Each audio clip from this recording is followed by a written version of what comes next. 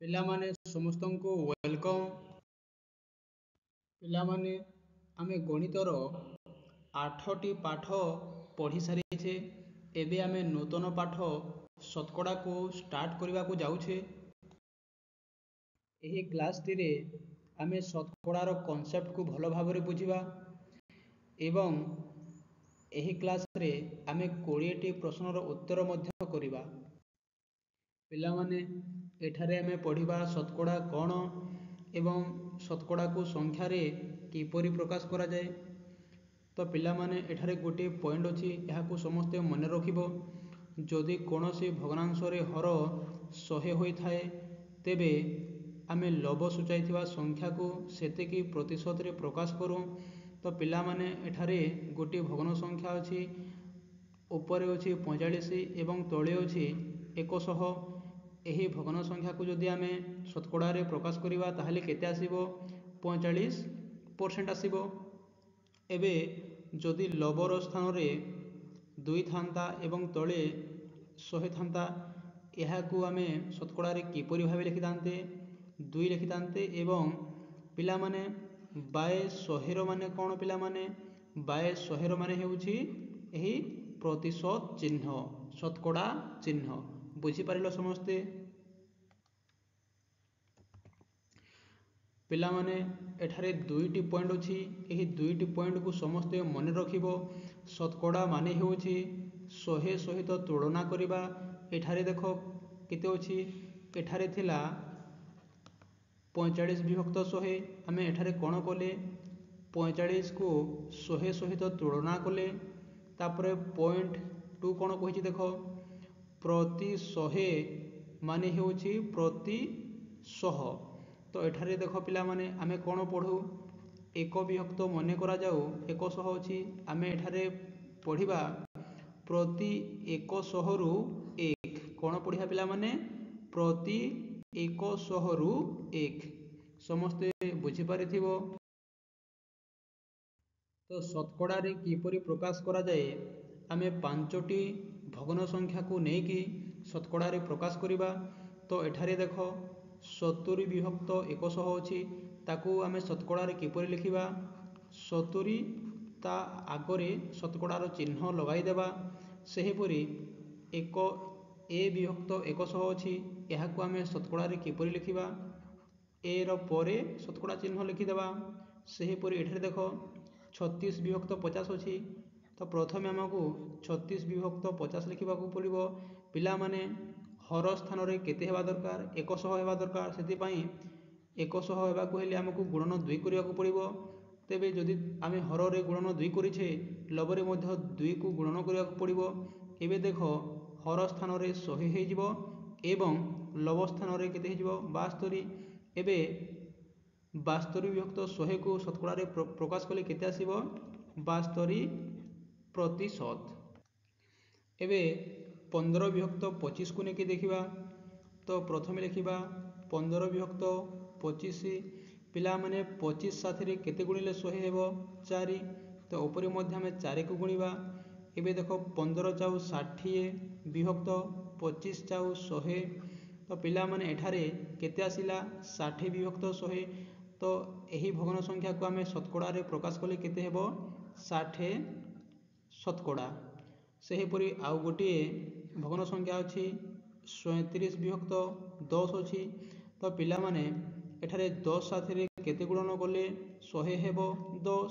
ତ ଉପରେ ମଧ୍ୟ ଆମେ 10କୁ ଗୁଣନ କରିବା। ତ ଉପରେ ହେଇଯିବ 370 ବିଭକ୍ତ ତଳେ ହେଇଯିବ 100। ତ ଏଠାରେ କେତେ ଶତକଡ଼ା ଆସିବ? 370 ଶତକଡ଼ା ଆସିବ।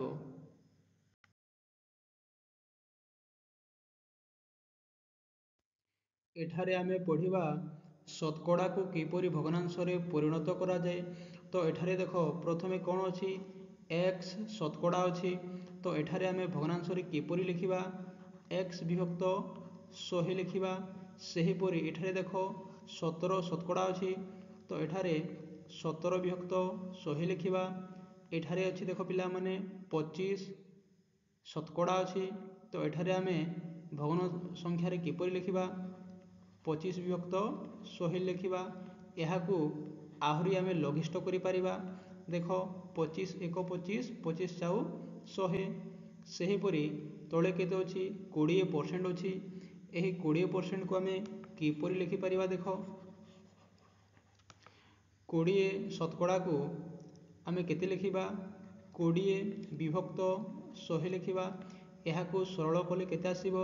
20 ଏକ 20, 20 ପଞ୍ଚା 100। ସେହିପରି 52%କୁ ଲେଖିବା। ପ୍ରଥମେ 52 ଲେଖିବା ଏବଂ ତଳେ ବିଭକ୍ତ 100 ଲେଖିବା ସମାନ ଏହାକୁ ଲଘିଷ୍ଠ କଲେ କେତେ ଆସିବ? ଦେଖ ଲେଖିବା ଏଠାରେ। ତ 26 ଦୁଣେ 52 ଏବଂ 50 ଦୁଣେ 100। ଏହାକୁ ପୁଣି ଲଘିଷ୍ଠ କଲେ କେତେ ଆସିବ? 13 ଦୁଣେ 26 ଏବଂ 25 ଦୁଣେ 50। ତ ଏଇଟା ହେଇଯିବ ଆମର ଉତ୍ତର। ଏବେ 150କୁ ଲଘିଷ୍ଠ କରିବା। ପ୍ରଥମେ ଭଗ୍ନାଂଶରେ ପରିଣତ କରିବା। ତ ଆମେ ଲେଖିବା 150 ବିଭକ୍ତ 100 ସମାନ ଏଠାରେ ଗୋଟିଏ ଶୂନ କଟିଲା। ଏବେ କେତେ ରହିଲା? 15 ବିଭକ୍ତ 10 ରହିଲା। ଏବେ ଏହାକୁ କାଟିବା 5ରେ। 5 ତେରି 15, 5 ଦୁଣେ 10। ଏଇଟା ହେଇଯିବ 150 ଶତକଡ଼ାର ତାର ଭଗ୍ନାଂଶ ରୂପ। ଏବେ ପିଲାମାନେ ଏଠାରେ ତୁମେ এই ପଏଣ୍ଟଟାକୁ ସମସ୍ତେ ମନେ ରଖିବ। ପ୍ରତ୍ୟେକ ଶତକଡ଼ାର ଭଗ୍ନାଂଶ ମାନ ଥାଏ। ତ ଏଠାରେ ଆମେ କ'ଣ କଲେ? ଯେତିକି ବି ତୁମର ଶତକଡ଼ା ଥିଲା ଆମେ ତାହାକୁ ଭଗ୍ନାଂଶ ରୂପରେ ଲେଖିଲେ। ତ ପିଲାମାନେ ଏବେ ଆମେ 20ଟି ପ୍ରଶ୍ନ ଉତ୍ତର କରିବା। ତ ଦେଖ କ୍ୱେଶ୍ଚିନ୍ ନମ୍ବର 1 କ'ଣ କହିଛି? 180ର 30% କେତେ ହେବ? ତ ଏଠାରେ ଆମେ କ'ଣ କରିବା? ଦେଖ 180 ଗୁଣନ ର ମାନେ ହେଉଛି ଗୁଣନ। ଏବେ 30%କୁ ଆମେ 30 ବିଭକ୍ତ 100 ଲେଖିଲେ। ଏଠାରେ ଏଇ ଶୂନ ଆଉ ଏଇ ଶୂନ କଟିଲା। ଏବେ ଦେଖ 180ର ଏଇ ଶୂନ କଟିବ ଏବଂ ଏଇ ଶୂନ କଟିବ। ଏବେ କେତେ ରହିଲା?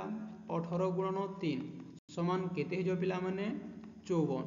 ତ ଅପସନ୍ 3 ହେଉଛି ଆମର ଉତ୍ତର। ଏବେ ଆମେ କ୍ୱେଶ୍ଚିନ୍ ନମ୍ବର 2 କରିବା। ଦେଖ କ'ଣ କହିଛି? 30ର 6 କେତେ ପ୍ରତିଶତ ଅଟେ? ତ ପିଲାମାନେ 30ର 6 କହିଛି, ତାମାନେ 30ରୁ 6 କେତେ ପ୍ରତିଶତ ଅଟେ? ପିଲାମାନେ ର ମାନେ ହେଉଛି ଗୁଣନ, କେତେ ପ୍ରତିଶତ କହିଛି ମାନେ ଆମେ ଗୁଣନ 100 କରିବା। ଏବେ ଏହାକୁ ସରଳ କରିବା। ଏଠାରେ 100ର ଗୋଟିଏ ଶୂନ କଟିଲା ଏବଂ 30ର ଗୋଟିଏ ଶୂନ କଟିଲା। ଏବେ କେତେ ରହିଲା? ଦେଖ 3 ଦୁଣେ 6 ହେବ। ଏବେ ଆମ ପାଖରେ ରହିଲା 2 ଗୁଣନ 10 ସମାନ କେତେ ହେଇଯିବ? 20%। ତ ଏଠାରେ ଅପସନ୍ 3 ହେଇଯିବ ଆମର ଉତ୍ତର। ଏବେ ଆମେ କ୍ୱେଶ୍ଚିନ୍ ନମ୍ବର 3 କରିବା। କ'ଣ କହିଛି ଦେଖ? କାରର ମୂଲ୍ୟ 80,000 ଟଙ୍କା ଅଛି। ଯଦି ଏହାର 10% କମ୍ ହୋଇଯାଏ ତେବେ ଗୋଟିଏ କାରର ମୂଲ୍ୟ କେତେ ହେବ? ତ ପିଲାମାନେ ଏଠାରେ ଏହାକୁ ଆମେ ଭଲ ଭାବରେ ବୁଝିବା। ଦେଖ କାରର ମୂଲ୍ୟ ଅଛି 80,000 ଟଙ୍କା। ତ କ୍ୱେଶ୍ଚିନ୍ ଆମକୁ କହିଛି 10% ଯଦି କମ୍ ହୋଇଯାଏ ତ ଏବେ ଆମେ କ'ଣ କରିବା? 80,000ର କ'ଣ କରିବା ପିଲାମାନେ? 10% ବାହାର କରିବା। 10%କୁ ଆମେ ଲେଖିଲେ 10 ବିଭକ୍ତ 100। ଏବେ ଦେଖ 100ର 2ଟି ଶୂନ କଟିଲା ଏବଂ 80,000ର 2ଟି ଶୂନ କଟିଲା। ଏବେ ଆମ ପାଖରେ କେତେ ରହିଲା? 800 ଗୁଣନ 10 ରହିଲା। 800 ଗୁଣନ 10 କଲେ କେତେ ହେବ? 8,000 ହେଇଯିବ। ତ ଏଠାରେ ଦେଖ ଏଠାରେ ଟିକେ ଭଲ ଭାବରେ ବୁଝ। 10% ଯଦି କମ୍ ହୋଇଯାଏ 80,000ର ତାହେଲେ କେତେ ହେବ? ଏଠାରେ 8,000 କମ୍ ହେଇଛି କେତେରୁ ପିଲାମାନେ? 80,000ରୁ। 80,000ରୁ 8,000 ବିୟୋଗ ହେଲେ କେତେ ହଜାର ରହିବ? 72,000। ତାହେଲେ କାରର ମୂଲ୍ୟ। ଏଇଟା ହେଉଛି ପିଲାମାନେ ତୁମର ମେଥଡ଼ 1। ଏବେ ଆମେ ଏହି ପ୍ରଶ୍ନକୁ ମେଥଡ଼ 2ରେ କରିବା।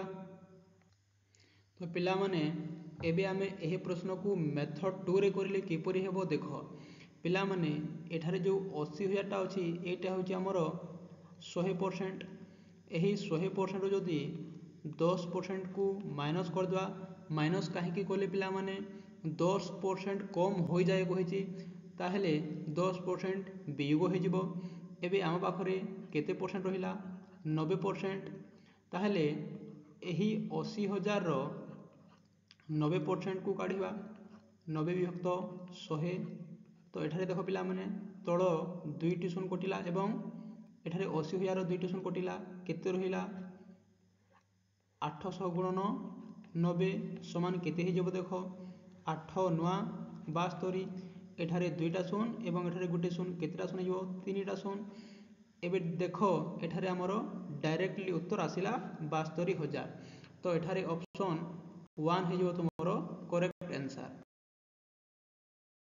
एबे आमे क्वेश्चन नंबर 4 करिबा कोन कहिछि देखो पंचम श्रेणी रो 40 छात्र छात्रीଙ୍କ ମଧ୍ୟରୁ 18 छात्री अटंती एही श्रेणी रे बालिका मानकर शतकड़ा भाग केते तो पिला माने मोट केते छात्र छात्री अछंती 40 जन अछंती एमानଙ୍କ ମଧ୍ୟରୁ 18 जन हेउछंती छात्री ताहले एही 18 जन केते शतकड़ा कहिछि तो पिला माने शतकड़ा पाइबा पई हमकु गुणन 100 करबाकू पड़िबो तो एठारे 40 रो 1 कटिला एवं 100 रो 1 कटिला एबे केते रहिला 18 विभक्त 4 गुणन 10 रहिला एबे एहाकू सरल करिबा तो देखो एठारे 18 एवं 4 2 रे कटिबे 2 नुआ 18 2 दुणे 4 एबे 2 10 को काटिबो 2 पंचा 10 तो एठारे 9 गुणन 5 रहिला 9 पंचा 45 तो 45% हे जिवो तुमरो उत्तर ऑप्शन 1। एबे आमे क्वेश्चन नंबर 5 करिबा एठारे कहिछि 9 शतकड़ा रो समान भग्नांशटी लेख तो पिला माने एठारे देछि 9 शतकड़ा एहा को आमे भग्नांश रे लेखले केते हेबो 9 विभक्त 100 हेबो एहा को पुणी दशमिक रे लेखले केते हेबो पिला माने तो एठारे देखो एकटा हेउछि दशमिक तो एठारे आमे दशमिक देबा एही एक पर केतोटी अंक अछि दुईटी अंक तेबे दशमिक पर दुईटी अंक रहिबो गोटे हेला 9 आ गोटे हेला 0 तो एठारे ऑप्शन 2 हि जिवो हमरो करेक्ट आंसर।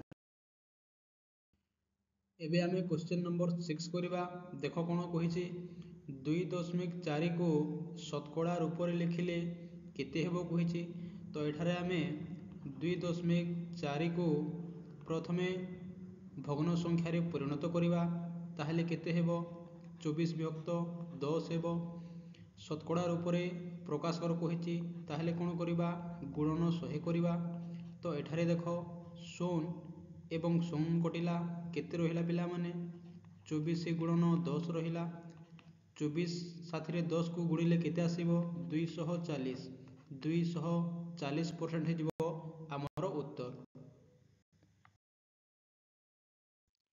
एबे आमे क्वेश्चन नंबर 7 करिबा कोन कहिछि देखो 0.3468 गुणन 4 विभक्त 17 राशि को सरल करी प्राप्त फल को शतकड़ा रे प्रकाश कले केते हेबो कहिछि तो प्रथम एठारे आमे एही राशि को लिखिबा 0.3468 गुणन 4 विभक्त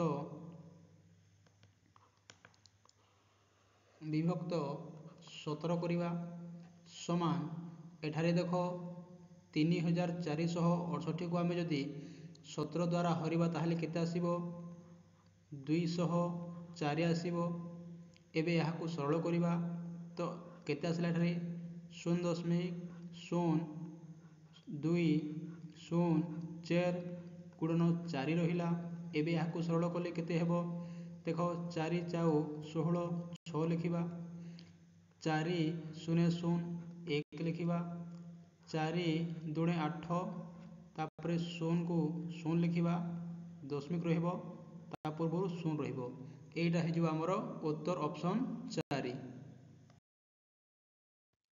एबे आमे क्वेश्चन नंबर 8 करिबा कोन कहिछि देखो 1 रु 20 पर्यंत संख्या गुडी कर केते शतकड़ा मौलिक संख्या कहिछि तो प्रथमे 1 रु 20 पर्यंत केतोटी तुमरो मौलिक संख्या अछि आमे हिसाब करिबा 2 गोटे हेला 2 तापरे आसीबो 3 तापरे 5 तापरे 7 तापरे 11 तापरे 13 तापरे 17 तापरे 19 आसीबो एटा होछि हमरो 1 ରୁ 20 ମଧ୍ୟରେ ଥିବା ମୌଳିକ ସଂଖ୍ୟା। ତ କେତୋଟି ଅଛି ପିଲାମାନେ? ଗୋଟିଏ, ଦୁଇଟା, ତିନିଟା, ଚାରିଟା, ପାଞ୍ଚଟା, ଛଅଟା, ସାତଟା ଏବଂ 8ଟା। ଏବେ ଆମେ ଏହାକୁ ସରଳ କରିବା। ତ 20ଟି ସଂଖ୍ୟା ମଧ୍ୟରେ 8ଟି ଅଛି ତୁମର ମୌଳିକ ସଂଖ୍ୟା। ଏହାକୁ ଏବେ ଶତକଡ଼ାରେ ପ୍ରକାଶ କରିବା। ତାହେଲେ ଗୁଣନ 100 କରିବା। ଏବେ ଦେଖ 20 ଏବଂ 100 କଟିବ। 20 ପଞ୍ଚା 100। ଏବେ କେତେ ରହିଲା? 8 ଗୁଣନ କେତେ ରହିଲା ପିଲାମାନେ? 5 ରହିଲା। 8 ପଞ୍ଚା 40। ତ ଏଠାରେ 40% ହେଇଯିବ ଆମର ଉତ୍ତର, ଅପସନ୍ 3।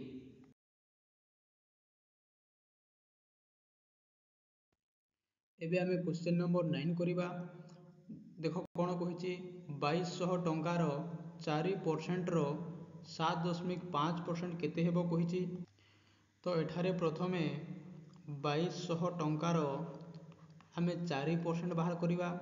4%କୁ 4 ବିଭକ୍ତକ 100 ଲେଖିଲେ ଏଠାରେ 100ର 2ଟା ଶୂନ କଟିଲା, 2200ର 2ଟା ଶୂନ କଟିଲା ଏବଂ କେତେ ରହିଲା?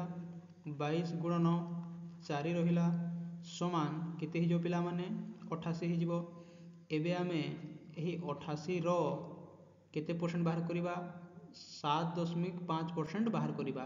ତ ପିଲାମାନେ ଏଠାରେ 7.5କୁ ଆମେ ପ୍ରଥମେ ଭଗ୍ନାଂଶରେ ଲେଖିବା। କେତେ ହେଇଯିବ ଦେଖ? 75 ବିଭକ୍ତ 10 ହେଇଯିବ।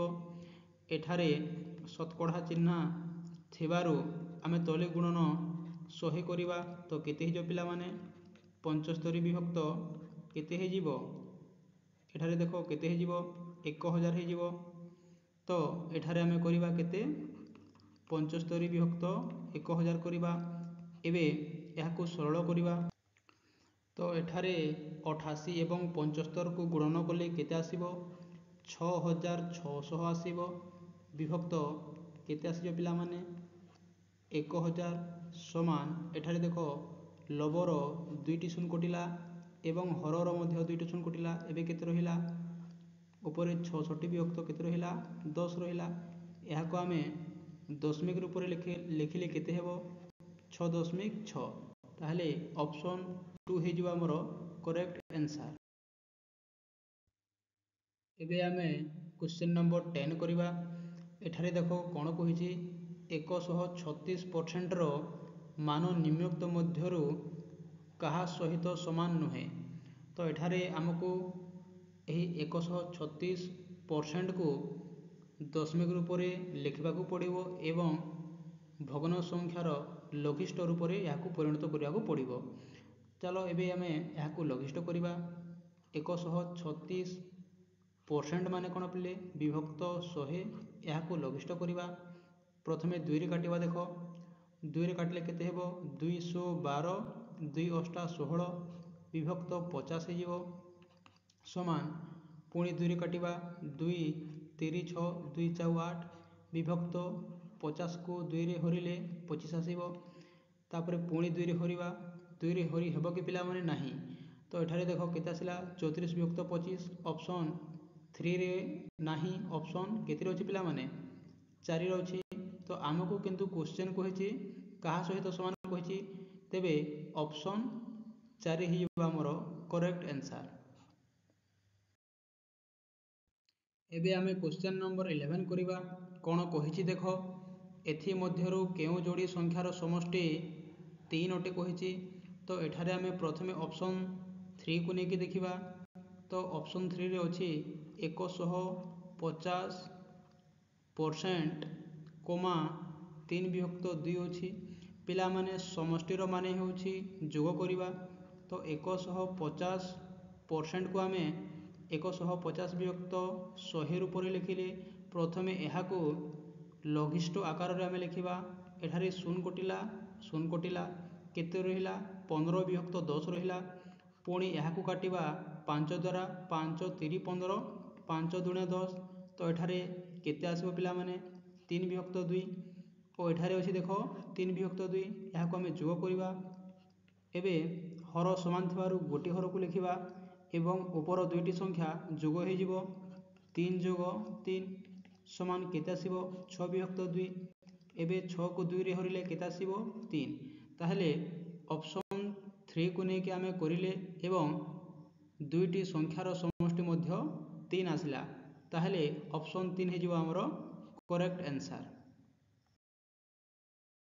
एबे आमे क्वेश्चन नंबर 12 करिबा 5 विभक्त 8 को शतकड़ा रे प्रकाश कले केते हेबो कहिछि तो एठारे आमे 5 विभक्त 8 लिखिबा शतकड़ा रे प्रकाश कर कहिछि ताहेले गुणन 100 करिबा एबे 100 को जदि आमे 8 रे हरिबा केते आसीबो 12 अष्टा 96 तो 100 रु 96 वियोग हेले केते आसीबो 4 तापरे दशमिक नेबा एठारे 40 हे जिवो 8 पंचा 40 देखो एबे एठारे भागफल केते आसिला 12.5 आसिला 5 गुणन 12.5 पिला माने आमे 100 एवं 8 को करि सारि छै केते आसिला 12.5 आसिला एबे 12.5 को 5 साथ रे गुणिले केते आसीबो 62.5 एटा हि तुमरो उत्तर। एबे आमे क्वेश्चन नंबर 13 करिबा कोन कहिछि देखो गोटे ग्रामर लोक संख्या 6000 जदि वार्षिक लोक संख्या वृद्धिर हार 1.1% हुए तेबे द्वितीय वर्ष आरंभ रे ग्रामर लोक संख्या केते हेबो कहिछि तो एठारे आमे कोन करिबा एही 6000 रो केते बाहर करिबा 1.1% बाहर करिबा तो पिला माने 1.1 को आमे किपरि भाबे लिखि परिबा 11 विभक्त 10 लिखि परिबा एवं एही प्रतिशत चिन्हर माने कोन बाय 100 एबे एहा को सरल कला परे केते मिलिबो 11 विभक्त देखो एही 10 एवं 100 गुणन हे जिवे तो केते हे जो पिला माने 1000 हे जिवो एबे आमे कोन करिबा 6000 गुणन 11 विभक्त 1000 को लिखिबा समा एठारे देखो 6000 तीनोटी शून्य कटिला एवं एठारे 1000 तीनोटी शून्य कटिला एबे केते रहिला 6 गुणन 11 तो गुणफल केते आसी जिवो 1166 आसी जिवो एबे 6000 रो 1.1% होउछि 66 ताहले 66 वृद्धि हेबो बुझि पारिलो किंतु द्वितीय वर्ष आरंभ रे ग्रामर लोक संख्या केते कहिछि एही 66 को आमे जोड़ी देबा 6000 सह केते हे जो पिला माने 6066 हे जिवो हमर उत्तर। ऑप्शन देखो ऑप्शन 1 रे अछि।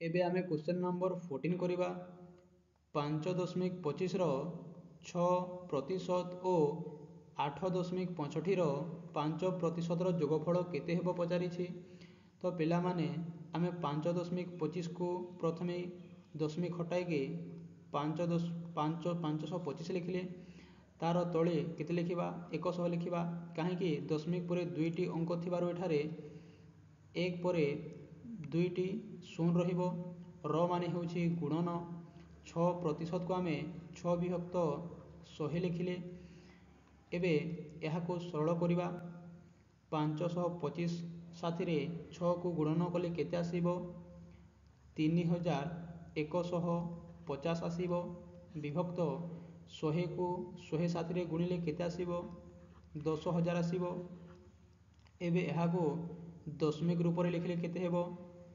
0.3150 हेबो सेही परि 8.65 रो 5% बाहर करिबा तो 865 को प्रथमे लिखिबा एवं तळे केते लिखा पिला माने 100 ही लिखिबा काहे कि एठारे भी देखो दशमिक परे दुईटी अंक अछि गुणन 5% कहिछि तो तार माने 5 विभक्त 100 एबे एहा को सरल करिबा 865 को 5 साथी रे गुणिले केते आसीबो 4325 विभक्त 100 को 100 साथी रे गुणिले केते हेबो 10000 ଏବେ ଏହାକୁ ଦଶମିକରେ ଲେଖିଲେ କେତେ ହେବ? 0.4325 ହେବ। ଏବେ এই দুইটি দশমিক সংখ্যাକୁ ଆମେ যোଗ କରିବା। যোଗ କଲେ କେତେ ଆସିବ? 0.7475 ଆସିବ। ବୁଝିପାରିଲେ ପିଲାମାନେ? ଏଠାରେ ଆମେ ଏହି ଦୁଇଟି ଦଶମିକ ସଂଖ୍ୟାକୁ ଯୋଗ କଲେ ଏବଂ ଆମର ଯୋଗଫଳ ଆସିଲା 0.7475। ତ ଏଠାରେ ଅପସନ୍ 3 ହେଇଯିବ ଆମର କରେକ୍ଟ ଆନ୍ସର। ଏବେ ଆମେ କ୍ୱେଶ୍ଚନ ନମ୍ବର 15 କରିବା। 2500ର 0.01% କେତେ ହେବ କହିଛି। ତ ପ୍ରଥମେ 0.01କୁ ଆମେ କିପରି ଲେଖିବା? 1 ବିଭକ୍ତ 100 ଲେଖିବା। ଏଠାରେ ପ୍ରତିଶତ ଚିହ୍ନ ଥିବାରୁ ଆମେ ଗୁଣନ ତଳେ କେତେ କରିବା? 100 କରିବା। ସମାନ ଏହାକୁ ସରଳ କଲା ପରେ କେତେ ହେଇଯିବ? 1 ବିଭକ୍ତ ହେଇଯିବ 10,000। ଏବେ 2500 ଗୁଣନ 1 ବିଭକ୍ତ କେତେ କରିବା? 10,000 କରିବା। ଏବେ ଏଠାରେ ଦୁଇଟା ଶୂନ କଟିଲା, ଏଠାରେ ମଧ୍ୟ ଦୁଇଟା ଶୂନ କଟିବ। ଏବେ ଦେଖ 25 ବିଭକ୍ତ କେତେ ଆସିବ? 100 ସମାନ ଏହାକୁ ଦଶମିକରେ ପରିଣତ କଲେ କେତେ ଆସିବ? 0 ପରେ ଦଶମିକ ଚିହ୍ନ ରହିବ, ତାପରେ 25 ରହିବ। ତ ଏଠାରେ ଅପସନ୍ 1 ହେଇଯିବ ଆମର କରେକ୍ଟ ଆନ୍ସର। ଏବେ ଆମେ କ୍ୱେଶ୍ଚନ ନମ୍ବର 16 କରିବା। ଏଠାରେ କହିଛି 2000ର 75% କେତେ ହେବ?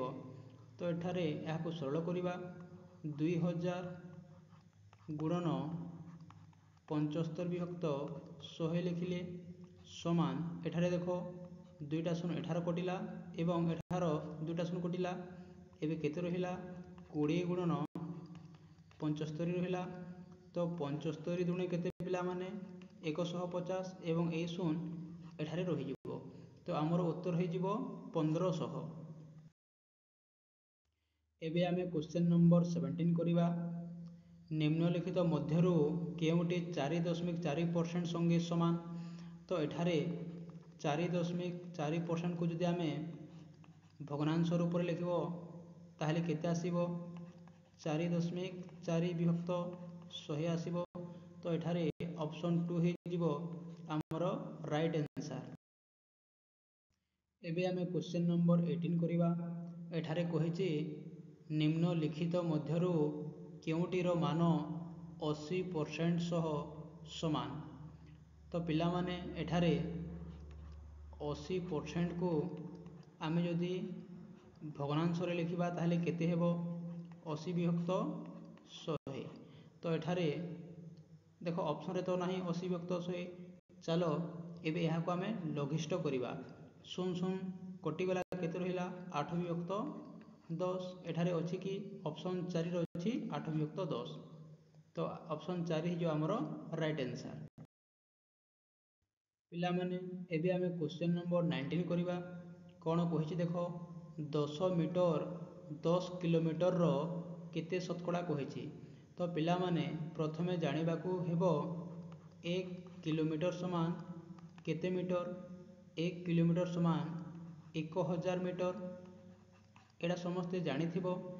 ଏବେ ତାହେଲେ 10 କିଲୋମିଟର ସମାନ କେତେ ମିଟର ହେଇଯିବ ପିଲାମାନେ?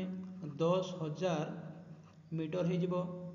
ଏବେ କ'ଣ କହିଛି? ଏହି 10,000 ମିଟରର 10 ମିଟର କେତେ ହେବ କହିଛି। କ'ଣ ପିଲାମାନେ କେତେ ଶତକଡ଼ା ହେବ କହିଛି। ଶତକଡ଼ା ମାନେ ଗୁଣନ 100 କରିବା। ଏଠାରେ ଦୁଇଟି ଶୂନ କଟିଲା, ଏଠାରେ ଦୁଇଟି ଶୂନ କଟିଲା, କେତେ ଅଛି ଏବେ? 10 ବିଭକ୍ତ 100 ଅଛି। ଏଠାରେ ପୁଣି ଶୂନ କଟିଲା, ଶୂନ କଟିଲା, 1 ବିଭକ୍ତ 10 ଅଛି।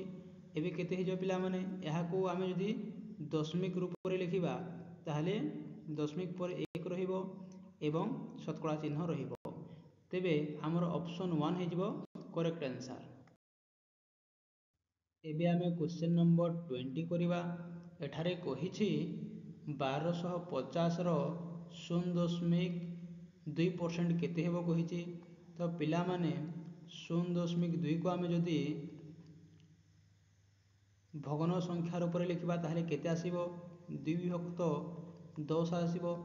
एठारे जदि परसेंट चिन्ह लगाई देबा ताहले केते ही जीवो गुणन एठारे 100 ही जीवो। तो एबे याकू सरल कला परे केते आसीबो 2 विभक्त 1000 आसीबो।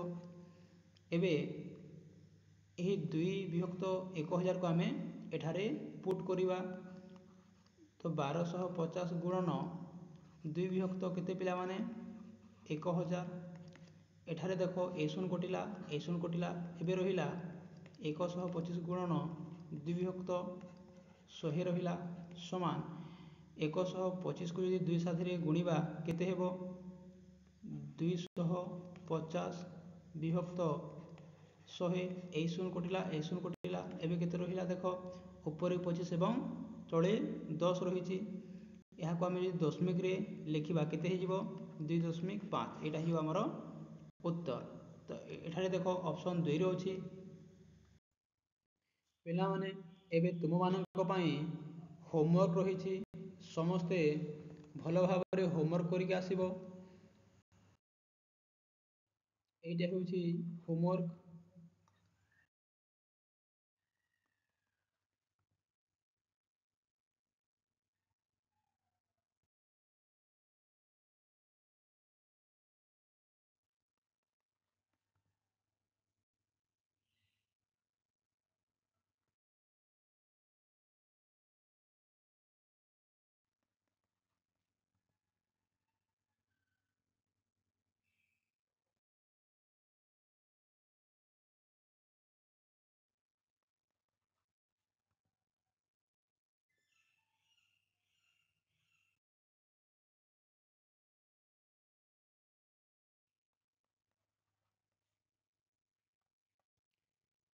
आशा करी क्लास टी समस्त को भल लगी थिबो। तो पिला माने जदि क्लास टी भल लगी थाए तेबे चैनल टी को सब्सक्राइब कर दियो, लाइक कर दियो एवं शेयर मध्य कर दियो।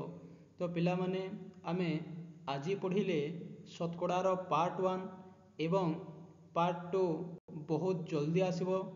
तो पिला माने सेथिपाई तुमे सब्सक्राइब कर दियो, ऑल नोटिफिकेशन को ऑन कर दियो। तुमरो नूतन अपडेट तुमरो मोबाइल रे आसीजिवो। पिला माने तो क्लास टी को मो एठारे रखुची पुणी देखाबा हमरो नेक्स्ट क्लास रे।